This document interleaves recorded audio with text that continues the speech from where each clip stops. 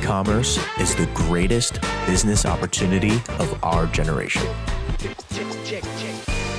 In this video, I'm going to show you the features of our purchasing spreadsheet that we use every day in our business for all of our OA buys.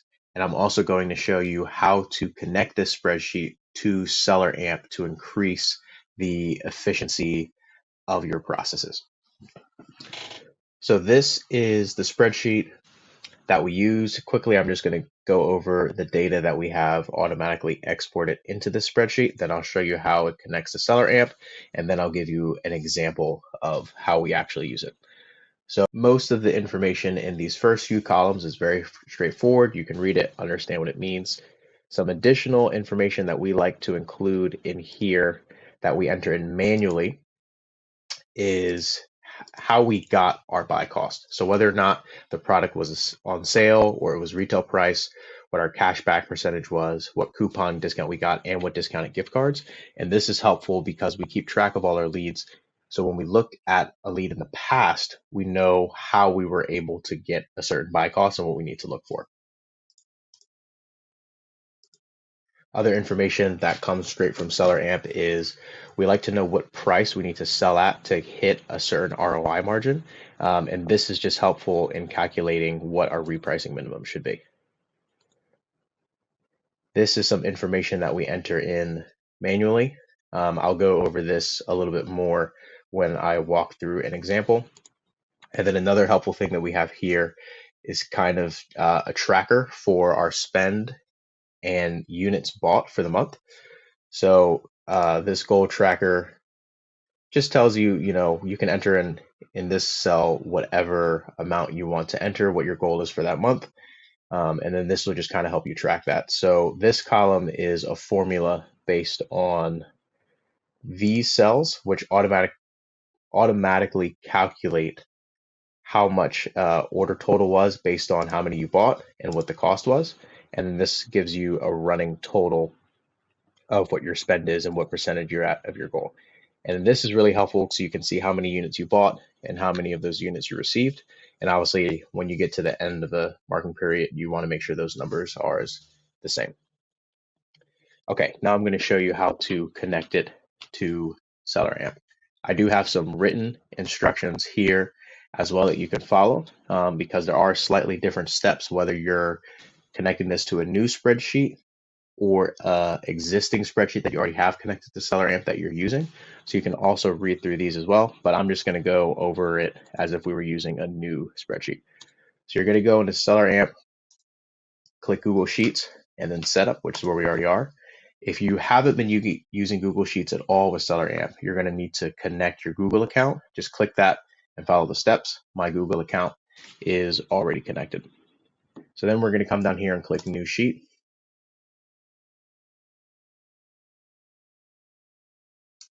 And SellerAmp is going to title it SAS buy sheet dash and then whichever number spreadsheet this is for you.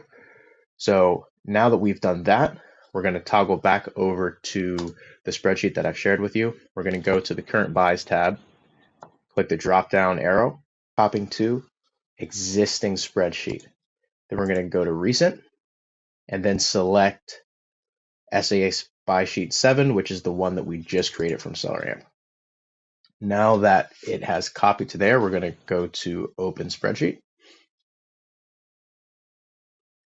So two things we're going to do. First, we're just going to get rid of copy of just because that takes up unnecessary space. And then we're going to delete sheet 1.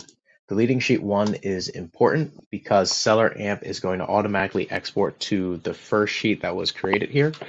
So your information would have been going to sheet 1 instead of current buys, which is what we want. Now that this is connected and ready to use, there is another step that you're going to have to do that I don't need to do here because it's automatically set up for me. And this is also written out in the instructions, but you need to edit the field mappings in the SellerAmp web app.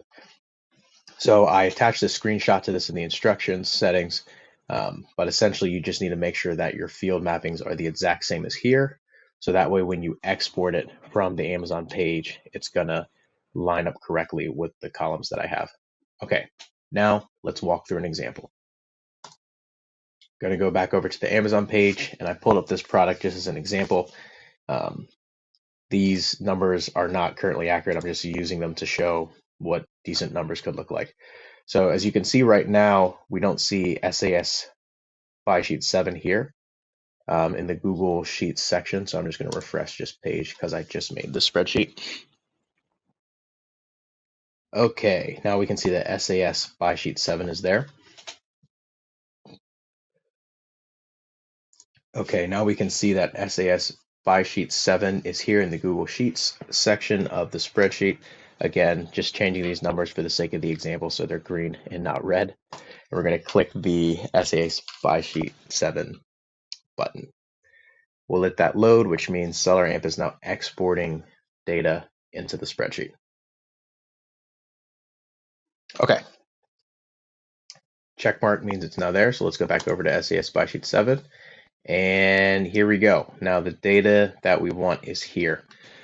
So I'm just going to walk through quickly what data we manually enter and then what data SellerAmp includes in this spreadsheet. So the source URL and the source name. Source URL we manually enter, like for example, well, the source name would be Nike, and then this would just be the link to the product page on Nike.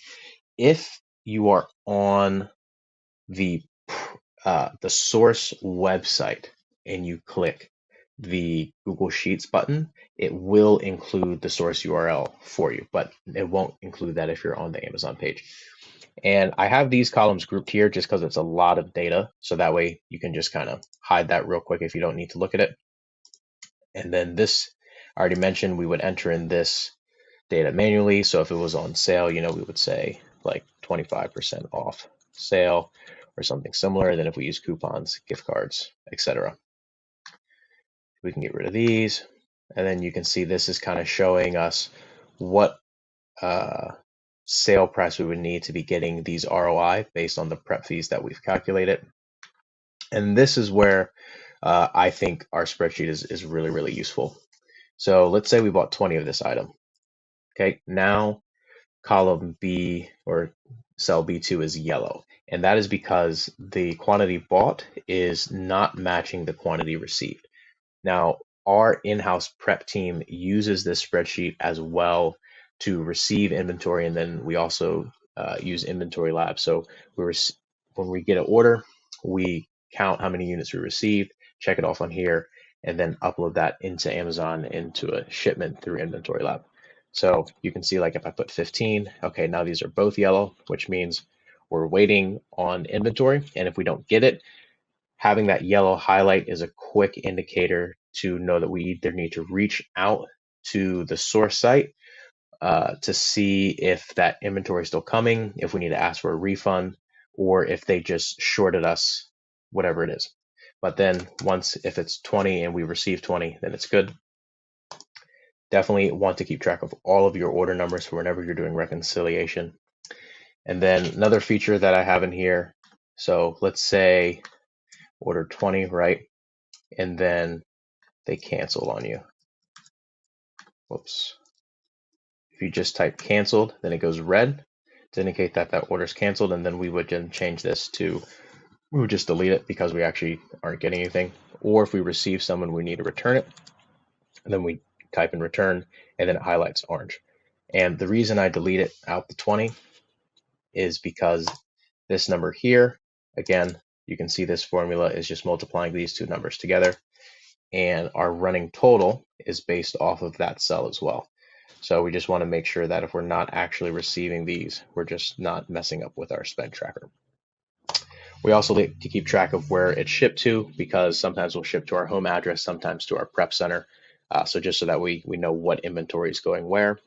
And then we have a team of sourcers, so this also just helps us to keep track of who's finding which leads for us. Also like to enter in my repricing min, and that's because when we're using Inventory Lab, we input our minimums into Inventory Lab, and then our admin automatically uploads all of those minimums into our repricer. So we just add that here, we just do it once, and then it's good to go with our processes. And then of course, any other notes that you want to put that can get entered in here. One last thing I want to show you guys. Because we make a ton of orders every month, we like to have a different tab for each month. So let's just say, we have 300 to 400 orders in here and the month's coming to a close. Right now it's October, September just ended. So let's say we're finishing out September. What you would do is this drop down, you would hit duplicate. And then now that this is loaded, all of this information is going to auto-populate in here. It's essentially the exact same as current buys. But what I do is I just select this, and I would just call this September 23. So then now that's last month. And then we would delete out all of the data in current buys, and then that would just start refreshing because this particular tab is what is attached to SellerAmp. So SellerAmp is going to keep importing data onto the current buys tab, not onto the tab that we duplicated. And the important thing to note here is you wanted to delete all data except for column AA, because this is a formula. And the easiest way to do that is you can type in this bar here. You're going to do cell A2 through cell Z300. It'll select all of it, delete, and then you're going to go cell AB2 through AE300 or to the end of your range, and then just hit delete, and then it's good to go. Thanks for watching this video. If you have any questions on how to use the spreadsheet or ways that you've updated and have made it better, please reach out.